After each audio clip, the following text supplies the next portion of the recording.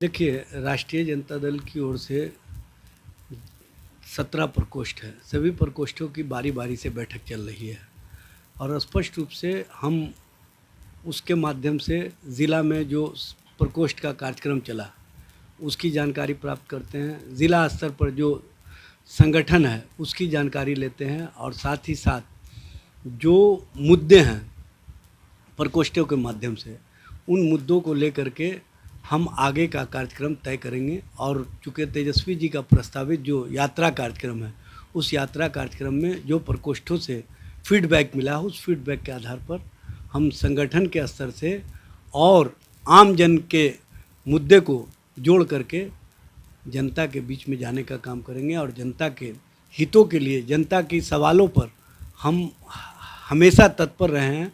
और उन सवालों को लेकर के नेता प्रतिपक्ष तेजस्वी जी जब जनता के बीच में जाएंगे तो उन समस्याओं के संबंध में सरकार को और सरकार के लोगों को अवगत कराने के साथ साथ जनता को आश्वस्त करेंगे कि आने वाले समय में जब 2025 का चुनाव होगा तो हमारे जो पार्टी के मैनिफेस्टो बनेंगे उसमें जनता और जनता के हितों के लिए कौन कौन से कार्य सरकार के स्तर से किए जाएंगे, उन कार्यों को हम शामिल करने का काम करेंगे।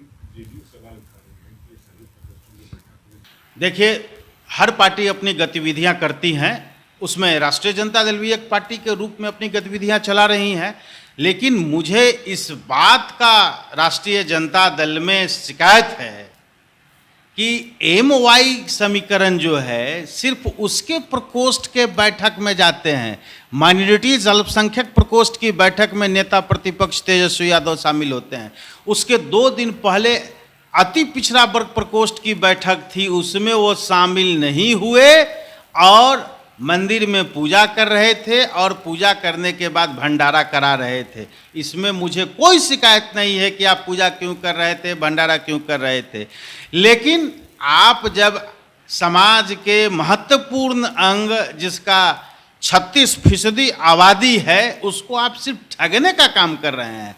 जैसे आपने श्रीमती बीमा भारती जी को पूर्णिया लोकसभा चुनाव से उम्मीदवार बनाया, उनकी राजनैतिक हत्या कराई, ठीक उसी प्रकार अब अति पिछड़ा प्रकोष्ठ की बैठक में आप शामिल नहीं हो रहे हैं। इससे क्या संदेश जा रहा है, इससे क्या स्पष्ट हो रहा है कि आपको इस समाज से कोई लेना देना नहीं।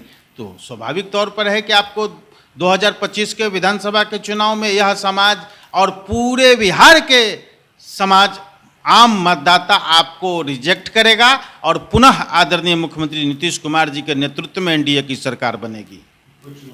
कोई चुनौती नहीं राष्ट्रीय जनता दल और महागठबंधन बिहार के लिए है। देखिए, तेजस्वी यादव सदन चल रहा था तो बाहर घूम रहे थे। अब लोगों को भी और अपनी पार्टी के नेताओं को, कार्यकर्ताओं को भी भ्रम में डालने के लिए इस प्रकार की बैठक कर रहे हैं। तेजस्वी यादव जी को बिहार की जनता की चिंता नहीं है। ये केवल आईवास के लिए बैठक है। बिहार की जनता ने तय कर लिया है 2025 में एनडीए की प्रचंड बहुमत की सरकार बनानी है। कोई भी बैठक कर लें, किसी प्रकार की यात्रा कर लें, कोई फर्क नहीं पड़ने वाला है। बिहार की जनता ने मन बना लिया है 25 में फिर से एनडीए की सरकार।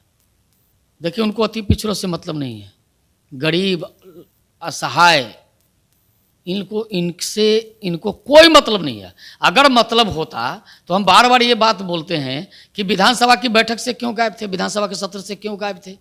अल्पसंख्यकों को केवल बरगलाने के लिए, उनको झांसे में रखने के लिए बैठकें करते हैं। हम तो ये पूछना चाहते हैं कि आप 9वां पास डिप्टी सीएम बन सकते हैं, नेता प्रतिपक्ष बन जाते हैं, तो आपसे ज़्यादा आबादी, उसको 16% 15% आबादी है, उसको क्यों नहीं नेता प्रतिपक्ष बनाते हैं।